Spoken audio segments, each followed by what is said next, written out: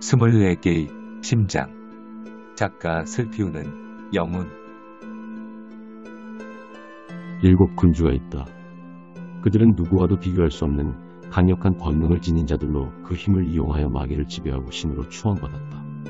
그러나 7 군주 모두가 그러했던 것은 아니다. 예외적으로 그 7 군주 중에 돌연변이라고 할 수 있는 존재가 하나 있었다. 4번째 군주 페를렐은 그자는 약했다. 다른 6 군주와 비교했을 때 너무 약해서 같은 순혈의 존재가 맞는지 의심이 들 정도였다. 군주가 가지는 강력한 지배력도, 천재지변을 일으키는 권능도, 마소할 수 있는 놀라운 신체 능력도, 그것을 뒷받침하는 어마어마한 양의 마력도, 그 모든 것이 그에게는 없었다. 그가 지닌 것이라고는 그저 허약한 인간의 육체가 전부였다. 그는 그저 고귀한 피와 마력을 지닌 태고의 존재에 불과했다. 군주는 마계의 모든 존재 위에 군림하는 지배자이며 폭군이다. 그들을 대신할 수 있는 자들은 없고 대신할 수 있어서도 안 되었다. 그러나 유일하게 페를렐은 그자는 먹잇감이었다. 군주를 잡아먹어 자신이 직접 그 순혈의 좌를 차지하기 위해 수많은 고위 악마들이 끊임없이 그에게 도전했다. 하지만 아무리 나약하다고는 해도 군주는 군주인 법. 다른 군주들과 달리 그에게는 마법이라는 특별한 힘이 있었다. 마력을 이용한 원소의 활용 능력을 개발하고 다른 이의 본능을 모방했으며 그것을 이해하고 분석하는 능력만큼은 아무도 따라올 수 없었다. 다만 그 이해력과 지식을 갖고 있음에도 마력이 부족하여 그는 늘 한계에 부딪혔다. 그 탓에 다른 군주들은 꿈도 꿔보지 못한 죽음이라는 생소한 개념이 그를 직접 찾아올 정도였다. 이길 수 없는 위기를 겪었다. 다른 군주의 도움이 없었더라면 분명 그는 일찍이 먹혀버리고 4번째 군주라는 자리는 다른 악마가 차지했을지도 모른다. 가까스로 살아남은 그는 비참함에 몸을 떨어야만 했다. 살아남기 위하여, 그리고 조금이라도 더 마력을 늘리기 위하여 자신에게 도전한 악마의 심장을 뜯어먹었다. 이를 악물고 버텨내었다. 그렇게 수백 년의 시간 동안 그는 악착같이 살아남았다. 그러나 그는 아무것도 아니었다.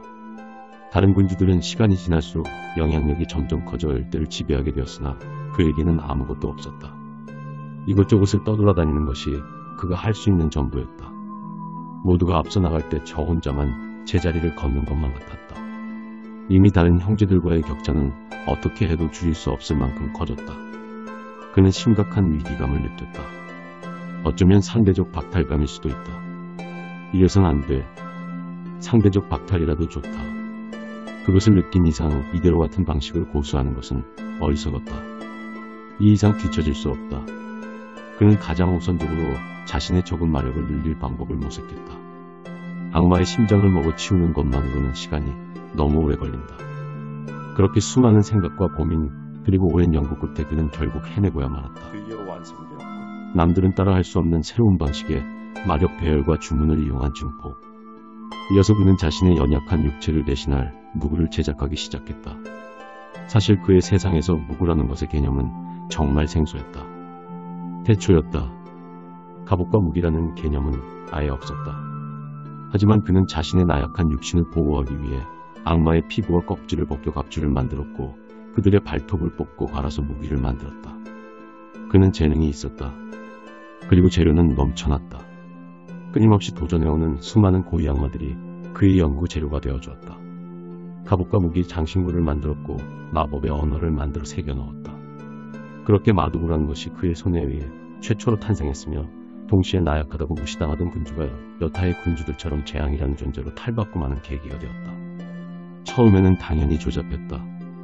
다른 군주나 악마들은 쓸데없는 짓을 한다며 페를렐을 비웃었다. 애초에 악마는 길거리에 굴러다니는 돌을 깎아 던진다 해서 죽일 수 있는 상대가 아니었다.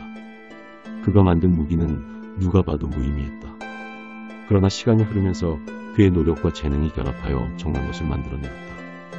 악마들이 믿고 있던 육신, 그들의 힘보다도 강한 무구들이 모습을 드러내었다. 페를렐의 마력에 반응하여 수많은 무구들이 적을 꿰뚫었고 그에게로 향하는 공격을 방어했다. 무엇보다 지금의 그는 더 적은 양의 마력으로 이전에는 기회를 보아 한두 번 사용하던 기술을 말 그대로 남발할 수 있게 되었다. 그의 손짓 하나에 대지가 갈라지면 그 안에서부터 거대한 불기둥이 솟구치고 솟구쳤던 불기둥이 순식간에 얼어붙다. 그리고 또 하늘이 열리며 수십 갈래의 벼락이 맺혔다. 그는 모든 것을 할 수 있게 되었다. 전능해졌다. 더 이상 먹잇감이 아니었다. 많은 고위 악마들이 그에게 도전했다가 심장을 먹혔다는 소문이 퍼졌다.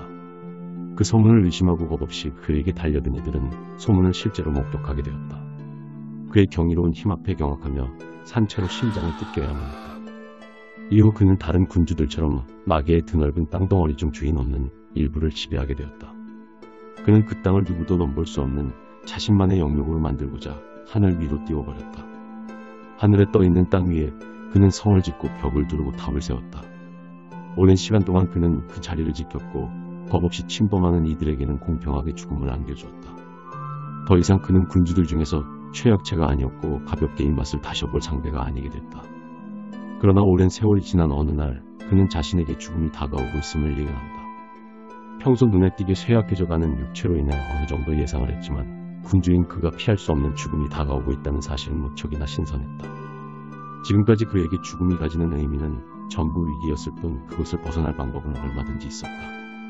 하지만 죽음 그 영원한 소멸을 피할 수 없다면 무엇을 해야 할까? 그는 천천히 생각했다. 어차피 지금 당장 죽는 것은 아니었기에 시간은 널널했다. 그리고 우연히 그는 재밌는 생각을 하게 된다. 그동안 수많은 고위 악마들의 육신과 심장을 이용하여 무구를 만들어왔다. 그렇다면 악마들 위에 군림하는 군주이자 최초의 핏줄을 지닌 자신의 심장을 이용해 무구를 만들면 어떤 작품이 나올까? 고위 악마들의 심장이 품에만으로도 굉장한 물건이 나오는데 하물며 근원이 되는 군주의 심장이라면 두말할 것도 없겠지. 그는 스스로 심장을 뽑아내어 최소한의 기능만을 남겨둔 채 24조각으로 잘라낸다. 그렇게 잘라낸 심장을 가공하여 유리관 속에 보관한 그는 어떤 것을 만들지 고민하며 하나둘 사용했다. 다시금 오랜 시간이 흘러 그는 24개의 심장을 이용하여 특별한 무구들을 완성하기에 이른다. 그는 24개의 무구들이 완성되자 자신들과 정반대의 성향을 지닌 자신들과 숙명적인 적들에게 단신으로 쳐들어갔다. 무구들의 효과는 그의 기대 이상이었으며 이 일로 다른 군주들조차 탐낼 정도의 보물이 되었다. 하지만 그는 이 엄청난 보물들을 만들어내고 공허감에 휩싸였다. 순간적으로 재밌는 생각을 하게 되어 만들긴 했다만 자신에게는 죽음이 예정되어 있었다. 마력이 근원인 심장을 조각내었다 보니 그 시일은 더 짧아졌다. 페를레르는 자신의 자리를 누군가에게 물려줘야겠다고 생각했다. 그러나 눈에 들어오는 아마는 없다. 한참을 고민하던 그는 생각했다. 마음에 드는 자를 찾을 수 없다면 자격을 갖춘 이로 뽑아내면 되는 일이다. 그렇다면 남은 것은 어떤 방식으로 계승자를 뽑아내느냐는 것인데 고민 끝에 그는 24자루의 무구를 이용하여 계승자를 찾기로 한다. 굳이 마계에서 찾아낼 필요는 없잖아. 마침내 그의 생각이 마계와 천계 사이에 있는 중간계로 미쳤다. 그 땅은 두세 개를 잇는 포모이기도 했고 자신과 비슷하게 생긴 인간과 여러 이종족들이 살아가는 땅이었다. 그는 24자루의 무구 전부를 중간계에 풀어버린다. 그날 중간계의 하늘에서 산발적으로 24개의 운석이 떨어져 내렸다. 페를레른의 독단적이고 즉흥적인 행동으로 수많은 이들의 운명이 뒤틀렸으며 그로 인해 대륙은 새로운 운명을 맞이하게 되었다. 페를레른 그는 선포했다.